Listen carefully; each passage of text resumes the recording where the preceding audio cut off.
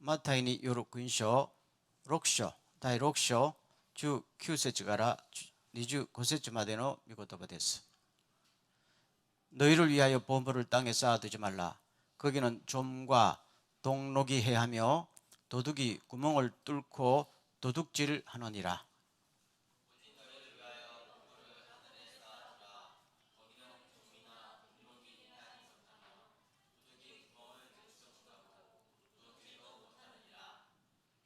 내 보물 있는 그곳에는 내 마음도 있느니라.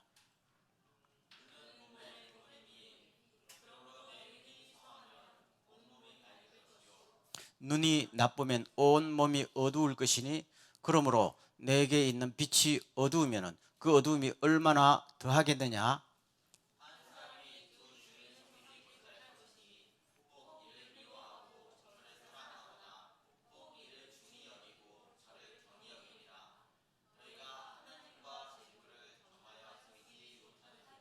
다 같이 그러므로 내가 너희에게 이르노니 목숨을 위하여 무엇을 먹을까 무엇을 마실까 몸을 위하여 무엇을 입을까 염려하지 말라. 목숨이 음식보다 중하지 아니하며 몸이 의복보다 중하지 아니하냐. 아멘. 오늘은 마태복음 6장에 나오는 주님 말씀 돈에 관한 예수님의 말씀을 듣기를 원합니다. 돈 중요하지요? 혹시 여러분 중에 에이 그까지 또 이렇게 하는 사람 없지요? 없기를 바랍니다. 아무리 믿음이 있어도 에이 그까지 또 이렇게 하면 안 돼요. 돈은 이 세상을 살아가는데 대단히 중요하다. 그렇죠? 중요하기 때문에 예수님께서 돈 이야기를 하시는 거예요. 그럼 돈을 어떻게 해야 되느냐 그 문제잖아요. 이것은 예수 믿는 신앙하고 굉장히 중요한 관계가 있다. 자, 오늘 본문으로 한번 들어가 보겠어요. 다시 한번 읽겠어요. 시작. 너희는 자기를 위하여 보물을 땅에다가 쌓아두지 말라. 땅에서는 좀이 먹고 녹이 슬어서 망가지며 도둑들이 뚫고 들어와서 훔쳐간다. 그러므로 너희를 위하여 보물을 하늘에 쌓아두라. 거기에는 좀이 먹고 녹이 슬어서 망가지는 일이 없고 도둑들이 뚫고 들어와서 훔쳐가지도 못한다. 주님이 돈을 벌지 마라 그 말씀 하신 게 아니죠. 뭐 하지 말라? 돈을 땅에다가 쌓아두지 말라 그 말씀이에요. 아니 나는 지금 10년째 저축해서 집 한 채 살려고 그러는데 그거 아니에요. 그거하고는 다른 문제입니다. 그렇죠? 쌓을 돈이나 있어요 여러분? 없잖아. 그러나 이 땅에는 돈을 쌓아두기를 좋아하는 사람, 그게 습관이 되고 가치관이 된 사람들이 상당히 많이 있다. 크리스찬들 중에도 있다. 그래서 이 중요한 이슈를 다루는 거지요. 아마 요새 뭐 인터넷 같은 데 보면은 자주 나오는 뉴스가 뉴욕의 센트럴 파크 주변에 고층 아파트가 생겼다. 그런데 그 이름이 억만장자의 구역이다 그렇게 해놨더라. 빌리오네어스 로우라는 말인데 그 중에 하나 센트럴 파크 타워라는 아파트가 세워졌는데 제일 꼭대기층 3계층 119층 120층 121층을 하나로 묶어서 시가가 얼마냐면 2억 5천만 달러 계산을 해야 되겠죠. 일본 엔으로 한 370억 엔 아파트 하나가. 저보고 거기 들어가 살아라 그래도 살지 못할 것 같아. 아무 재미도 없고. 근데 그런 고급 만션들이 지금 우후죽순격으로 세워지고 있다는 거예요. 그래서 그 부동산 회사 사장이 이야기하대요. 도대체 누가 그렇게 몇 천만 달러 몇 억짜리 아파트를 사느냐 하니까 세계 각지의 부자들이 와서 산다는 거예요. 그럼 두 번째 질문, 거기서 살려고 사느냐? 그게 아니래요. 거기 살려고 사는 사람이 별로 없고 그냥 아파트를 수집하는 거래요.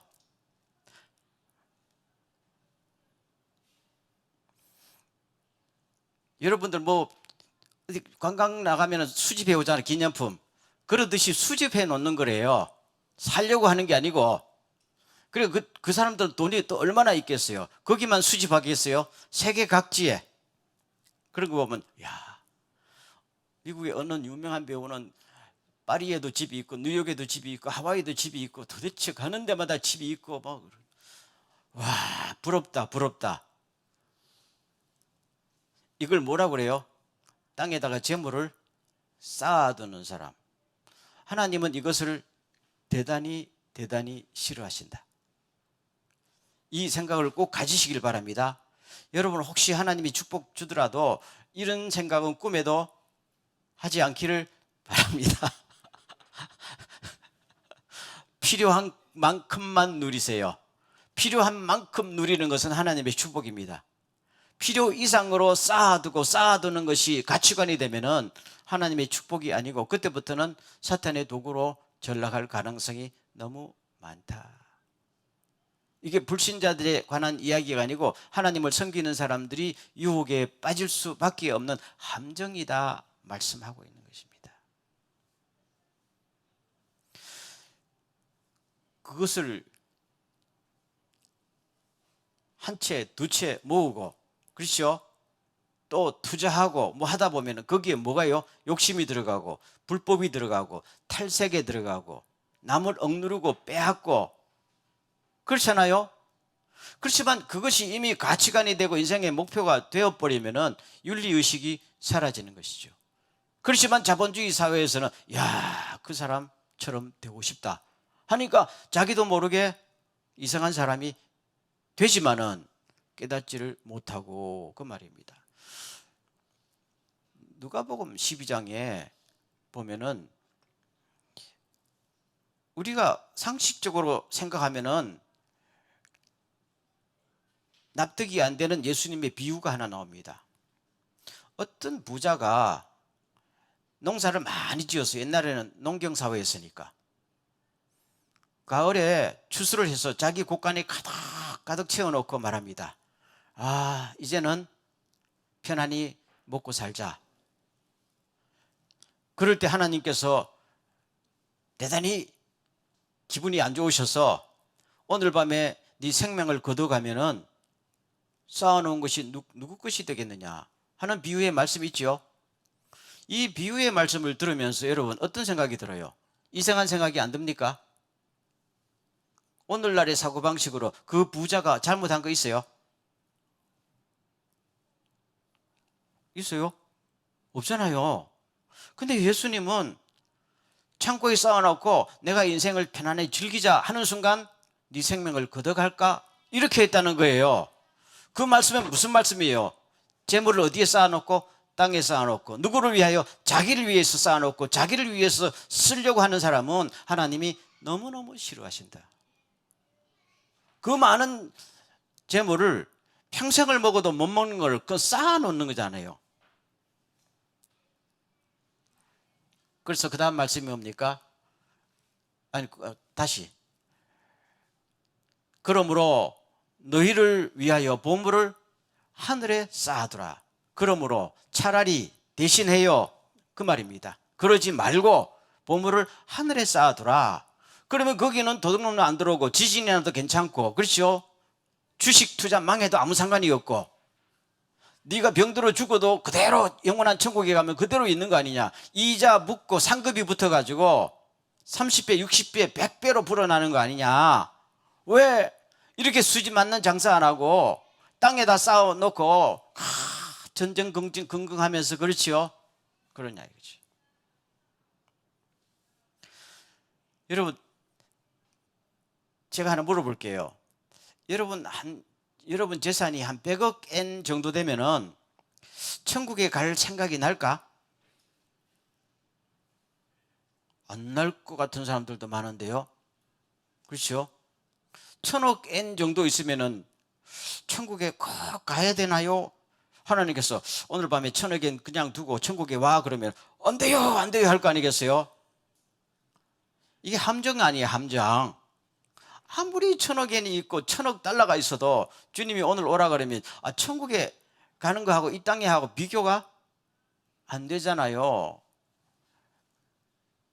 그래서 하늘나라에, 영원한 하늘나라에 쌓아두는 방법이 있다. 투자를 하려면 거기 투자하라, 그런 말씀이지요.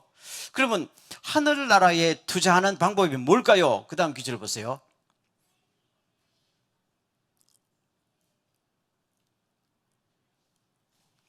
그 다음 잠깐요. 그 앞으로 한 번만 더 가보세요. 제가 거기 안 썼는데요. 하늘나라에 쌓아두는 방법은 뭔가 하면 제가 읽어드릴게요. 적게 뿌리는 사람은 적게 거두고 많이 뿌리는 사람은 많이 거둔다. 고린도후서 9장 6절에 나온 말씀이에요. 다 같이 따라하겠습니다. 적게 뿌리는 사람은 적게 거두고 많이 뿌리는 사람은 많이 거둔다. 자연의 법칙 아니에요. 그럼 여러분 많이 뿌리고 싶잖아요. 따라하겠습니다. 뿌릴 게 없는데 어떻게 뿌리냐?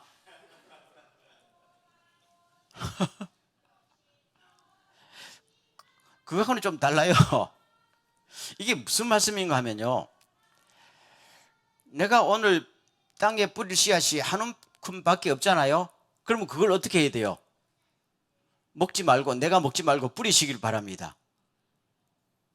그 정도는 다 있단 말이에요. 아무리 없어도 그 정도 있어요. 내가 오늘 하나님을 위해서, 이웃을 위해서 내가 흩어구제하고 바칠 것이 만약에 만행밖에 없다 할지라도 그거를 내가 먹지 말고 뿌리세요. 뿌리고 나면 어떻게 해요? 그 다음에는 어떻게 한다는 거예요? 이것도 고린도후서 9장에 나오는 말씀인데, 하나님께서 그걸 보시고, 야, 너는 내가 준 걸 가지고 너를 위해서 먹지 않고 뿌렸네, 하늘나라를 위해서 뿌렸네 하게 되면은 착하고 신실한 종이다. 그런 다음에 어떻게 해요? 더 많이 뿌릴 수 있도록 내가 씨앗을 더 많이 줄게. 그 다음에 씨앗을 한가만히 주는 거 아니에요? 그럼 씨앗을 한가만히 주면은 먹을 것도 따라 주신다, 그런 말씀이에요. 그러니까 내가 갖고 있는 거 이거 그냥 뿌리면 나는 굶어 죽는데 생각하지 말고 뿌리라는 거예요. 그렇죠? 뿌리게 되면 더 많은 것을 계속 뿌릴 수 있도록 공급해 주시는 것을 경험을 해보라. 이것이 성경의 말씀입니다. 그러니까 나는 뿌릴 것이 없어요 라는 말이 성립이 될까요? 안 됩니다. 나는 돈이 없어, 바칠 것도 없고 도울 것도 없고 성교비도 없어요, 말이 안 되는 겁니다. 언제 주님께서 양을 따지셨나요? 이제 하나만이라도 있으면 일단 하라는 거예요, 믿음으로. 그 다음에는 이것이 뭡니까? 계속 하나님께서 너는 믿을만하다, 내 돈도 믿을만하고 내 은혜도 믿을만하고 다 줘도 너는 믿을만하다 하게 되면 그때는 믿고 계속 맡기는 것이죠. 그래서 그분은 이 땅에서도 주님의 은혜로 살고 하늘에 많은 것을 쌓을 수 있는 축복의 사람이 된다. 이것이 바로 어디에? 하늘에 저축하고 하늘에 투자하는 사람이다 라고 말씀하십니다. 자, 그 다음 넘어가겠습니다. 두 번째, 다 같이 시작. 너의 보물이 있는 곳에 너의 마음도 있을 것이다. 눈은 몸의 등불이다. 그러므로 내 눈이 성하면 내 온 몸이 밝을 것이요, 내 눈이 성하지 못하면 내 온 몸이 어두울 것이다. 그러므로 내 속에 있는 빛이 어두우면 그 어둠이 얼마나 심해지겠느냐. 이 말씀이 어떻게 읽으면 뜻이 안 와닿습니다. 무슨 말씀인가 하면은 내 보물이 있는 것, 돈이 있는 곳에 내 마음도 있다. 맞지요? 그러면은 돈이라는 것은 그 사람의 생각을 나타내는 거예요. 인격과 삶을 나타내는 거지요. 그래서 그 사람이 돈에 대해서 어떤 생각을 갖고 있느냐라는 것은 그 사람이 어떤 사람이냐라는 것을 나타내는 지표가 되는 것이다. 그렇죠? 가만히 보세요. 아무리 해도 사람에게서 가장 중요한 것은 돈이란 말이에요. 그럼 그 사람이 돈에 대한 가치관과 돈을 어떻게 벌고 돈을 어떻게 쓰는가를 보면은 그 사람이 어떤 사람인가, 딴 건 묻지 않아도 금방 드러난다는 주님의 말씀이 바로 이 말씀이에요. 그리고 두 번째 말씀, 또 눈은 몸의 등불이라는 것이 맞지요? 눈은 몸의 등불이지요. 눈이 멀면은 앞으로 안 보이잖아요. 눈은 우리 몸의 등불과 같은 거지요. 그럼 마음은 뭐예요? 우리 영혼의 등불이지요. 그런데 우리 마음이 어떻게 해요? 어두워지면 이 말입니다. 눈이 어두워지는 것처럼 마음이 어두워지면은 우리 생각과 가치관이 어두워지고 그 사람의 삶이 어두운 가운데 처해진다는 말입니다. 바로 그 말씀이에요. 돈이 그 사람의 눈을 어둡게 만들 수도 있다. 그런 말씀을 하려고 하는 거예요, 지금.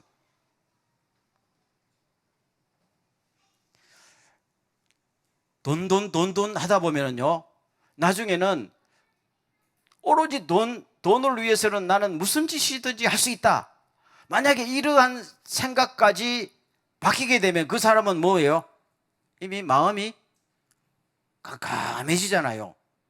돈을 위해서 남을 짓밟을 수도 있고, 의리를 배신할 수도 있고, 모든 걸 다 할 수 있다라는 생각이 들게 되면 그때부터는 딴 게 안 보이는 거란 말이에요. 돈이 최고다. 부모도 신앙도 돈이 없으면 아무것도 아니다. 교회 봉사도 돈 없으면 못한다. 그렇죠? 이렇게 되면은 이 사람은 마음이 굳어져 있고 어두워져 있어요. 그럼 어두워지면은 그 사람의 행동도 어떻게 해요? 어두운 행동들이 나오는 거 아니에요? 그래서 내 속에 있는 빛이 어두워지면은 그 어두움이 얼마나 심하겠냐. 그 사람의 삶이라는 것이 평생 어두운 가운데서 헤매지 않겠냐. 그 빛 말이에요, 빛. 그래서 돈이 나쁜 것도 아니고 보물이 나쁜 것도 아닌데 그거를 싹 쌓는 데다가 목적을 소위 부의 축적이라고 해서 여기 목적을 두게 되면은 인생이 어두운 가운데 자기는 행복하다 그러는데 행복하지 않다는 이야기죠. 그 말씀을 하고 있는 것입니다. 그러면은 어떻게 하면 좋겠느냐? 그 다음 기제를 보겠어요. 다 같이 시작. 아무도 두 주인을 섬기지 못한다. 한쪽을 미워하고 다른 쪽을 사랑하거나 한쪽을 중히 여기고 다른 쪽을 업신 여길 것이다. 너희는 하나님과 재물을 겸하여 섬길 수가 없다라고. 여기서 두 주인 이야기 나오는 겁니다. 남편이 두 명 있으면 어떻게 돼요? 행복할까요? 또 그런 생각을 가진 분이 있어요? 아니지. 행복하지 않지요. 이쪽에도 말 들어줘야 되고 저쪽에도 말 들어야 돼요. 얼마나 힘들까요? 하나도 벅차서 죽겠는데. 우리가 하나님을 섬기는 것도 그게 쉬운 일이 아니잖아요. 근데 돈까지 섬기게 되면은 왔다 가다 그 사람 정신분열증 걸리게 되면은 아무것도 아니다. 양쪽에 다 버림받을 수가 있다. 그런 말씀입니다. 그럼 우리 생각에 아니 예수님 하나님도 잘 섬기고 돈도 잘 섬길 수 있는 방법이 없을까요? 없다는 겁니까? 있다는 겁니까? 없다는 거예요. 예수님이 우리를 사랑하시기 때문에 있으면은 방법을 가르쳐 줬을 거예요.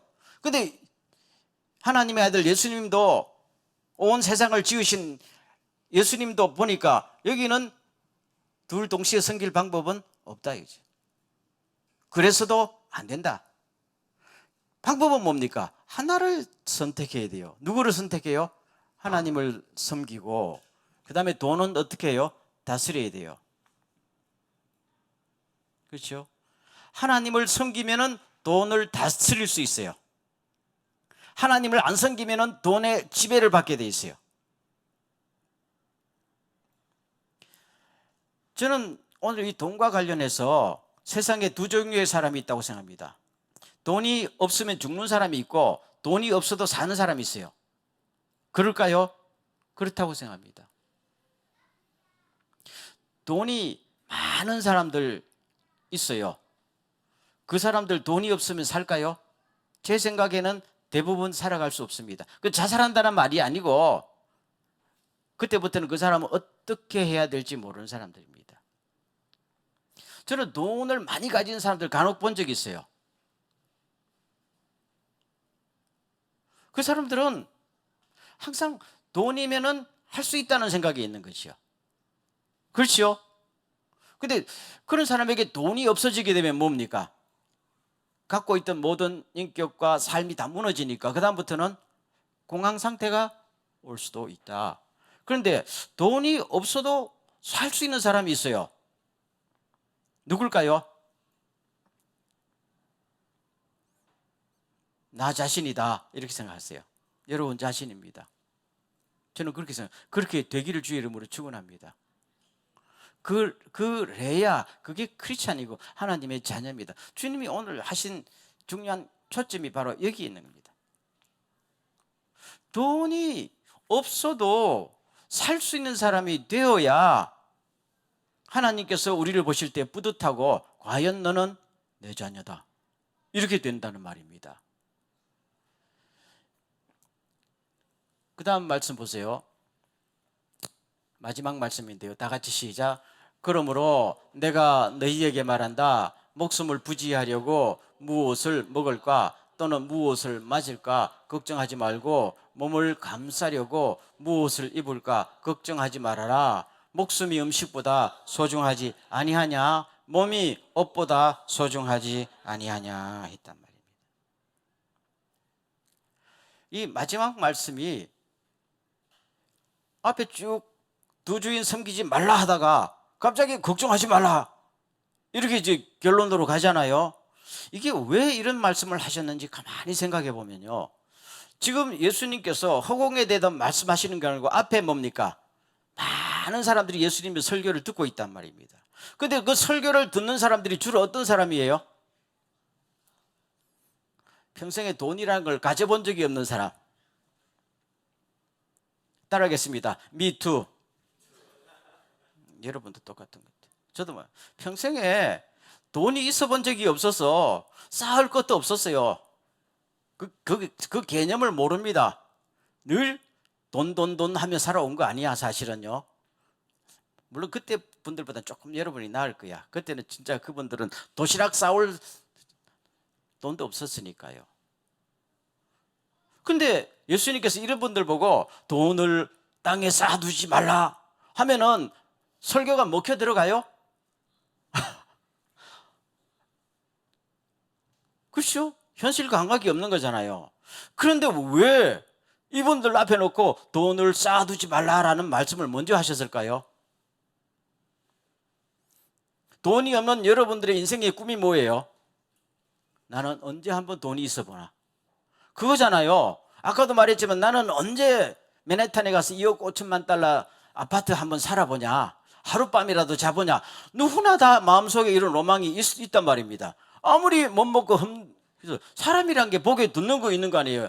이게 꽉 가슴에 있으니까 주님께서 그거 아무것도 아니다. 이걸 먼저 말씀하실 수밖에요. 그렇죠? 그런 다음에 뭡니까? 걱정하지 마라. 너희들은 돈이 없어도 사는 사람이다. 그 말입니다. 그들은 돈이 없으면 무너지는 사람이지만 너희는 돈이 없어도 사는 사람이다. 왜? 돈이 없이 사는 훈련을 이제까지 받았잖아요. 그렇죠? 어떤 면에서 감사하기를 주의 이름으로 축원합니다.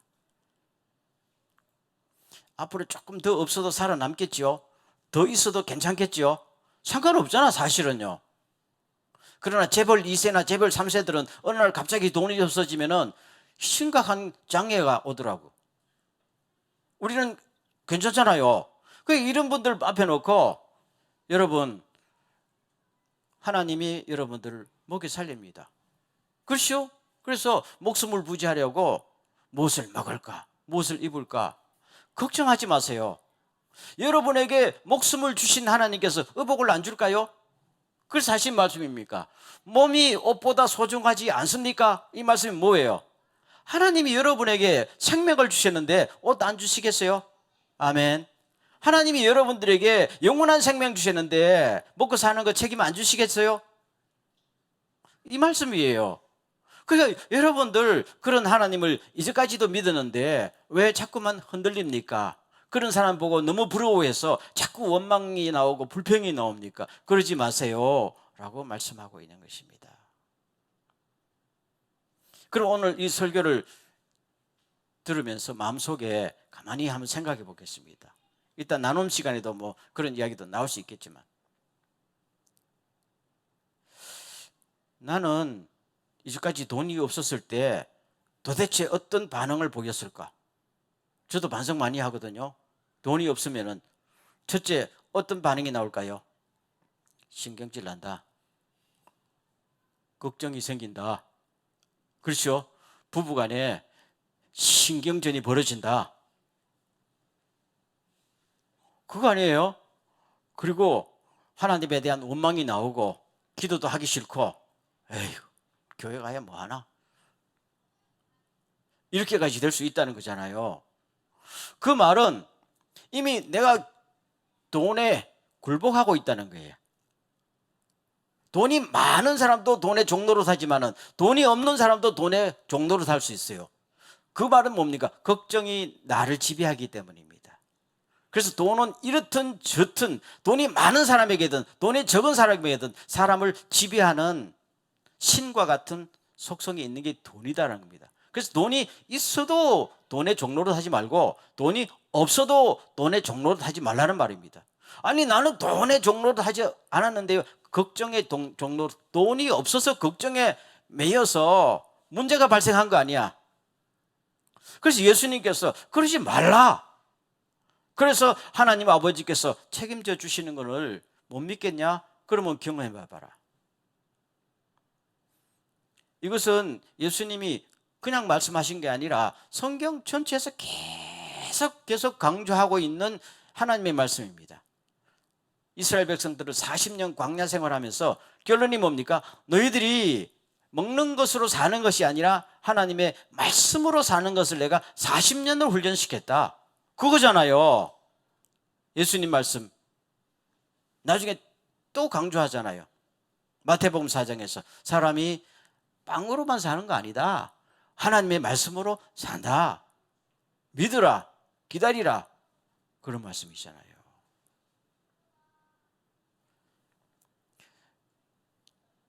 인터넷에 어떤 올라온 글 보니까 어떤 30대 한국의 총각이 자기도 돈 벌어가지고 좀 잘 먹고 잘 살아보려고 세미나, 돈 버는 세미나, 주식 투자 세미나 다 쫓아다니고 한번 했는데 돈만 날리고 돈을 못 벌었다는 거라. 그래서 인터넷에 올라온 글에 누가 나한테 돈 버는 방법을 좀 가르쳐 주세요 썼더라고. 그랬더니 어떤 사람이 장문의 글을 올렸는데 돈을 벌려고 노력하지 마세요 썼더라고 답이. 그래서 쭉 읽어보니까 이분이 크리스찬인가 봐. 돈을 벌려고 한들 벌리지 않고 여러분이 하고 싶은 일을 하세요 라고 썼더라고요.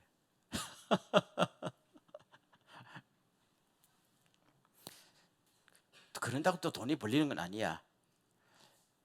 제가 생각하는 성경의 말씀은 우리가 땀을 흘려가면서 부지런히 돈을 버시기를 바랍니다. 목표도 세우고 스케줄도 잡고 돈을 버세요. 그렇다고 무리하지는 말고. 그렇게 땀을 흘려 돈을 벌어서 벌리면 좋은 거고 안 벌려도 어떻게 해요? 돈이 안 벌려도 하나님께서 먹여 살린다. 그분은 우리의 아버지니까. 믿습니까? 이걸 여러분 믿어야 돼요. 야, 나는 이번 달에 실직할 것 같은데 걱정하지 마요. 실직해도 하나님께서 다음 직장 구할 때까지 밥 한 끼 안 굶깁니다. 믿지요? 밥 굶었어요? 굶어봤어요? 먹기 싫어서 안 먹었잖아. 하나님은 그런 분이십니다. 여러분, 우리가 천국에 갈 때까지 예수를 믿어도 기도를 해도 교회 봉사를 해도 돈이 있을 때는 있고 없을 때는 없어요. 어떤 사람은 돈이 있고 어떤 사람은 돈이 없을 수도 있어요. 하나님은 우리에게 그것이 중요하지 않다는 이야기입니다. 만약에 하나님께서 나한테 돈이 있는 것이 제일 중요하다면 돈을 주셨겠지요. 하나님 보시기에 돈이 있으나 없으나 주님 보시기에 우리의 필요상으로 그거는 중요한 게 아니다는 겁니다. 돈이 있으나 없으나 돈에 구속당하지 않고 하나님을 믿으며 돈에서 자유함을 받고 걱정에서 자유함을 받고 돈을 다스리고 돈을 가치 있는데 쓸 수 있는 사람이 하나님 앞에서 일꾼 되는 것이고, 그런 사람이 하늘나라에서 뭡니까? 엄청나게 투자하고 저축하는 사람이다. 우리는 천국을 목적으로 합니다. 천국이 우리가 상상하는 것 아마 이상일 것이라고 믿지요. 상상을 못할 정도의 놀라운 영광과 축복이 있는 장소가 저는 천국이라고 봅니다. 오죽하셨으면 예수님께서 자기 목숨을 주고서라도 거기에 데려가고 싶어 했을까요? 그렇다면 하늘나라에 우리를 위해서 준비해 주신 놀라운 우리의 몫이 엄청나다는 것입니다. 단 이 돈은요, 내가 쌓아야 됩니다. 쌓아야 됩니다. 이 땅에서도 천국에 쌓을 수 있다는 거잖아요. 감사하지요? 방법이 없다면 우리는 해볼 방법이 없는데 이 땅에서도 하늘나라에 투자하고 저축을 할 수 있는 방법이 있다잖아요. 왜 안 해요? 조금씩이라도 투자하고 저축하십시오. 그러면은 아마 하늘나라에 갈 때 놀라운 역사가 일어날 줄로 믿습니다. 한마디만 하고 마치겠습니다. 우리는 돈을 벌 때도 성경적으로, 돈을 쓸 때도 하나님의 뜻대로 쓰기를 주의 이름으로 축원합니다. 그것이 남습니다. 제가 늘 강조하지만은 아브라함이요, 창세기 14장에 보면은 소돔과 고모라를 물친 다음에 소돔의 왕이 그러잖아요. 전리품은 네가 다 가져가라 했을 때 아브라함이 전리품 가져왔어요? No. 전리품 안 가져온다. 왜 안 가져오느냐? 아브라함이 전리품 받아가지고 부자가 됐다, 이 소리는 듣고 싶지 않다는 거예요. 그렇죠? 이 아브라함의 철학입니다. 야, 훌륭하지 않아요? 그러면 아브라함은 어떻게 부자가 되고 싶었을까요? 아브라함은 하나님의 축복으로 됐다. 이거 듣고 싶은 거죠. 그럼 아브라함도 부자가 되고 싶었지요. 하나님의 축복을. 돈이 있어야 남을 섬기기도 하고 교회를 세울 수도 있잖아요. 실제로 아브라함이 성경에는 안 나오지만은 아브라함이 살던 동네가 헤브론이었거든요. 헤브론 그 길목이었단 말입니다. 거기다가 돈이 모이니까 엄청나게 큰 포도밭을 사고 개발해가지고 집도 짓고 해서 그 남쪽에서 북쪽에서 하는 사람들에게 뭘래요? 무료로 숙식 제공, 무료로 음료도 제공하고. 그래서 사람들이 이거 왜 해요? 그러니까 하나님이 여러분들에게 베푸는 것입니다. 그랬다. 멋있지 않아요? 이분이 바로 그거야. 그래서 우리의 믿음의 조상이라는데, 돈을 버는 것도 뭡니까? 나는 하나님의 축복으로, 그런 식으로는 돈을 안 번다는 거지야. 이런 식으로 돈을 벌고 이렇게 쓰겠다는 거잖아요. 그랬더니 하나님께서 야, 너는 역시 축복의 통로가 되기에 합당하다. 오늘 우리에게도 이런 은혜가 꼭 있기를 주의 이름으로 축원합니다. 한번 기도하겠습니다. 이 시간 기도할 때 하나님, 우리가 돈을 다스릴 줄 아는 사람이 되게 하시고 그런 훈련도 시켜주셔서 하나님께서 나에게 돈과 힘과 모든 것을 주셨을 때 마음껏 주님을 위해서, 이웃을 위해서 하늘에 저축하고 투자할 수 있는 멋진 크리스찬 되게 하여 주시고 멋진 교회 되게 하여 주옵소서. 다 같이 한번 통성으로 기도합니다.